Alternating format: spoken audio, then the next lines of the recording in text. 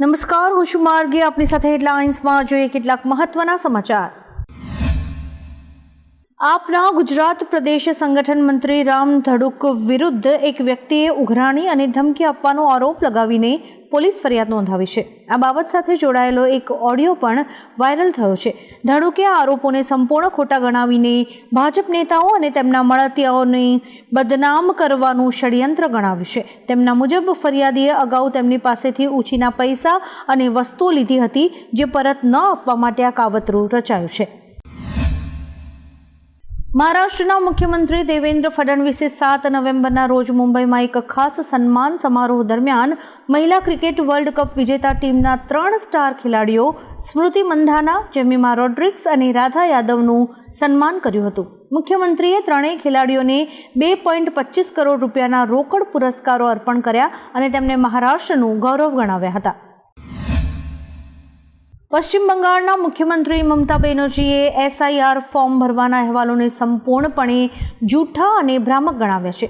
તેમણે સ્પષ્ટતા કરી કે તેમણે કોઈ જ ફોર્મ નથી ભર્યું અને જ્યાં સુધી દરેક બંગાળી ફોર્મ નહીં ભરે ત્યાં સુધી તે પોતે પણ નહીં ભરે. મમતા બેનર્જીએ કહ્યું કે BLO દ્વારા CM હાઉસ પરિસરમાં લોકોને ફોર્મ તો આપવામાં આવ્યા હતા, પણ તેમણે ફોર્મ સ્વીકારવાનો ઇનકાર કર્યો છે.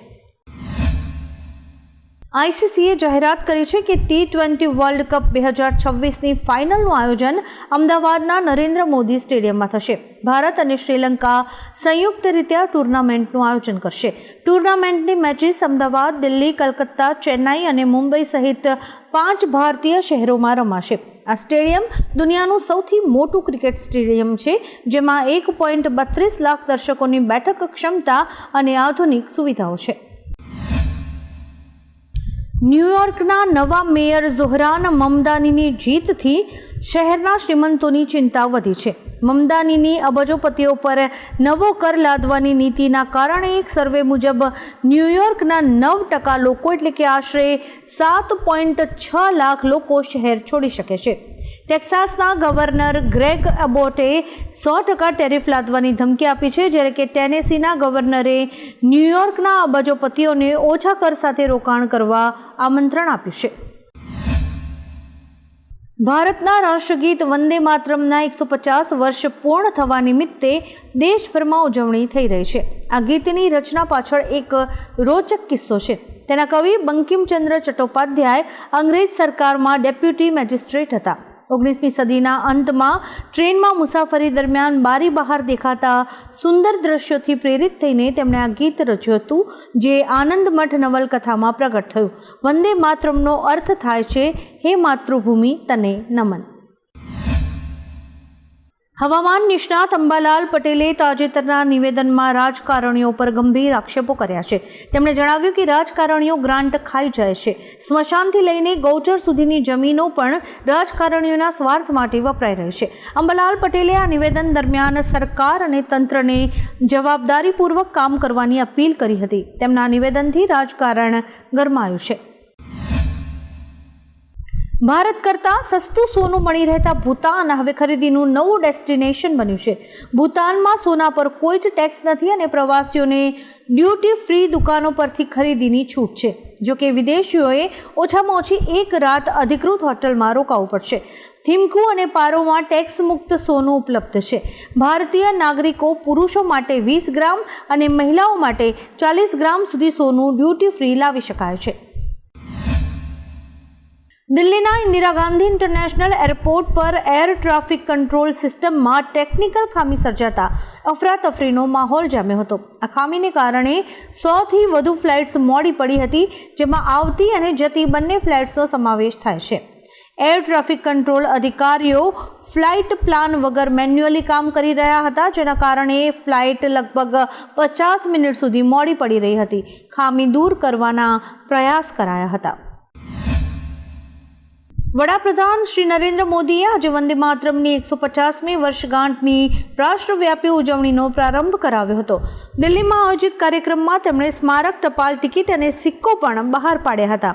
PM મોદીએ જણાવ્યું કે વંદે માતરમ એ માત્ર શબ્દ નહીં, પણ સંકલ્પોની સિદ્ધિ અને મા ભારતીની આરાધના છે. તેમણે કહ્યું કે આ ગીત આત્મવિશ્વાસથી ભરી દેનારું છે અને આઝાદીની લડાઈમાં આ ગીત દરેકના મુખે હતું. પાકિસ્તાન અધિકૃત કાશ્મીર એટલે કે POKમાં જેન ઝીના યુવાનોએ શિક્ષણ પ્રણાલીમાં સુધારા, પરીક્ષાની ખામીઓ અને સેમેસ્ટર ફી વધારા સામે વિરોધ પ્રદર્શન શરૂ કર્યું છે. આ વિરોધ આઝાદ જમ્મુ અને કાશ્મીર યુનિવર્સિટી મુઝફ્ફરાબાદથી શરૂ થઈને મીરપુર અને લાહોર સુધી ફેલાયો છે. એક વિદ્યાર્થીને ગોળી વાગ્યા બાદ વિરોધ હિંસક બન્યો છે અને પ્રદર્શનકારીઓએ પાકિસ્તાન સરકાર સામે આઝાદીના નારા લગાવ્યા છે. ગુજરાતમાં કમોસમી વરસાદ બાદ હવે શિયાળાએ ધીમે ધીમે દસ્તક આપી છે. હવામાન વિભાગ મુજબ છેલ્લા 24 કલાકમાં રાજ્યભરમાં હવામાન સૂકું રહ્યું છે અને આગામી 7 દિવસ સુધી પણ એવું જ રહેશે. કચ્છમાં તાપમાનમાં નોંધપાત્ર ઘટાડો થયો છે. નલિયા 15 ડિગ્રી સેલ્સિયસ સાથે સૌથી ઠંડુ સ્થળ રહ્યું છે. સરેરાશ મહત્તમ તાપમાન 31.8 ડિગ્રી સેલ્સિયસ અને લઘુત્તમ તાપમાન 21.1 ડિગ્રી સેલ્સિયસ નોંધાયું છે. ભુજમાં સૌથી વધુ 35 ડિગ્રી અને અમદાવાદમાં 32 ડિગ્રી નોંધાયું છે.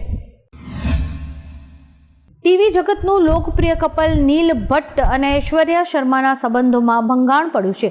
મીડિયા રિપોર્ટ્સ મુજબ લગ્નના 4 વર્ષ બાદ આ કપલે હવે અધિકૃત રીતે છૂટાછેડા માટે કોર્ટમાં અરજી દાખલ કરી છે અને તેઓ બંને લાંબા સમયથી અલગ રહે છે.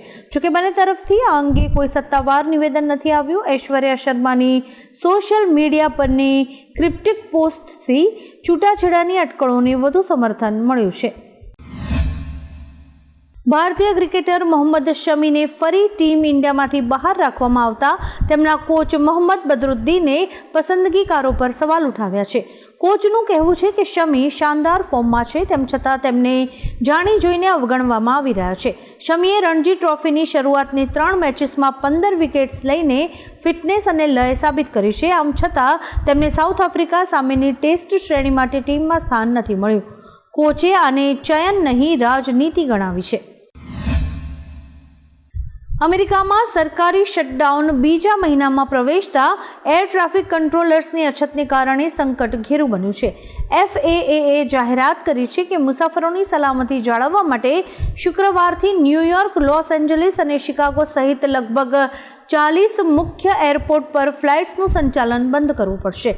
પગાર વિના કામ કરી રહેલા કંટ્રોલર્સના અભાવે હજારો ફ્લાઇટ્સ રદ થવાની શક્યતા છે. રશિયાના ઉફા શહેરમાં 19 દિવસ પહેલા લાપતા થયેલા 22 વર્ષીય ભારતીય વિદ્યાર્થી અજીતસિંહ ચૌધરીનો મૃતદેહ એક બંધમાંથી મળી આવ્યો છે. રાજસ્થાનના અલવરનો વતની અજીત 2023માં MBBSના અભ્યાસ માટે બશકીર સ્ટેટ મેડિકલ યુનિવર્સિટીમાં દાખલ થયો હતો.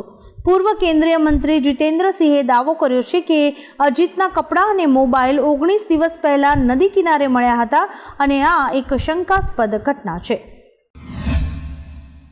ફિલ્મ જગતમાંથી એક દુઃખદ સમાચાર આવ્યા છે. મશહૂર ગાયિકા અને અભિનેત્રી સુલક્ષણા પંડિતનું 71 વર્ષની વયે મુંબઈની નાણાવટી હોસ્પિટલમાં નિધન થયું છે. તેમણે 1970થી 80ના દાયકામાં ફિલ્મ જગતમાં અભિનય અને ગાયકી બંનેમાં નામ બનાવ્યું હતું. 1975માં ઉલઝન ફિલ્મથી કારકિર્દી શરૂ કરનાર સુલક્ષણા પંડિતે અનેક મુખ્ય ફિલ્મોમાં કામ કર્યું હતું અને હિટ ગીતો પણ આપ્યા હતા. નિધનનું કારણ જાહેર નથી થયું, પરંતુ તેઓ છેલ્લા કેટલાક સમયથી સ્વાસ્થ્ય સંબંધિત સમસ્યાઓથી ઝઝૂમી રહ્યા હતા. ટેસ્લાના શેરધારકોએ CEO એલોન મસ્ક માટે અત્યાર સુધીનું સૌથી મોટું એટલે કે આશરે 1 ટ્રિલિયન લગભગ 83 લાખ કરોડ રૂપિયાનું પગાર પેકેજ મંજૂર કર્યું છે. આ પેકેજ મંજૂર થતાં મસ્ક ઉત્સાહમાં આવીને ડાન્સ કરવા લાગ્યા હતા. મસ્કે દાવો કર્યો કે તેમનો ઓપ્ટિમસ હ્યુમનોઇડ રોબોટ મોબાઈલ ફોન કરતાં પણ મોટો પ્રોડક્ટ બનશે અને રોબોટ આર્મી ગ્લોબલ ગરીબીને નાબૂદ કરશે, અર્થતંત્રને બદલી નાખશે. ભારતીય કમ્પ્યુટર ઇમરજન્સી રિસ્પોન્સ ટીમ એટલે કે CERT એ તમામ એન્ડ્રોઇડ સ્માર્ટફોન યુઝર્સ માટે સુરક્ષા ચેતવણી જાહેર કરી છે. રિપોર્ટ મુજબ ગૂગલ એન્ડ્રોઇડ ઓપરેટિંગ સિસ્ટમમાં ઘણી ખામીઓ મળી છે, જેનો લાભ લઈને હેકર્સ મોબાઈલનું કંટ્રોલ લઈ શકે છે. એન્ડ્રોઇડ 13, 14, 15 અને 16 વર્ઝનવાળા ફોન પણ આ ખતરામાં છે. આનાથી યુઝરના પર્સનલ ડેટા લીક થવાની અને સિસ્ટમ ક્રેશ થવાની સંભાવના છે. અમૂલની પ્રતિષ્ઠાને હાનિ પહોંચાડવાના આરોપસર જામનગરના ડોક્ટર હિતેશ જાની વિરુદ્ધ પોલીસ ફરિયાદ નોંધાઈ છે. ડૉક્ટર જાનીએ યુટ્યુબ અને ફેસબુક પર વિડીયો અપલોડ કર્યો છે, જેમાં દાવો કરાયો છે કે અમૂલ દૂધમાં 22 પ્રકારના કેમિકલ અને પ્રતિબંધિત DDT જેવા કીટનાશકો ઉમેરાય છે. અમૂલે આરોપ મૂક્યો છે કે ડૉક્ટરે જાણી જોઈને ભ્રમિત વાતો ફેલાવીને જાહેર જનતામાં ભય પેદા કર્યો છે, જેથી બ્રાન્ડને નુકસાન થાય. આવા જ કેટલાક રસપ્રદ સમાચારો નિહાળવા માટે અમારી યુટ્યુબ ચેનલને લાઇક, શેર અને સબસ્ક્રાઇબ કરો અને જોતા રહો હેડલાઇન્સ.